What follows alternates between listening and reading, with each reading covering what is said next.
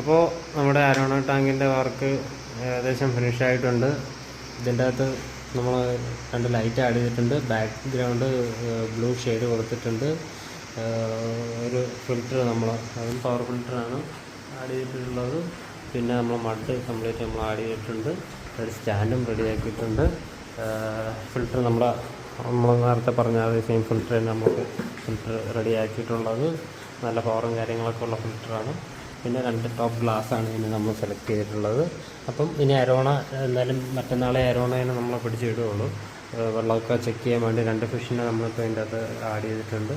Check ചെയ്ത് okay ആണെന്ന് തോന്നിയതിന് ശേഷം നമ്മൾ അരോണേനെ അതിൻ്റെ അകത്ത് ആഡ് ചെയ്യുന്നതായിരിക്കും.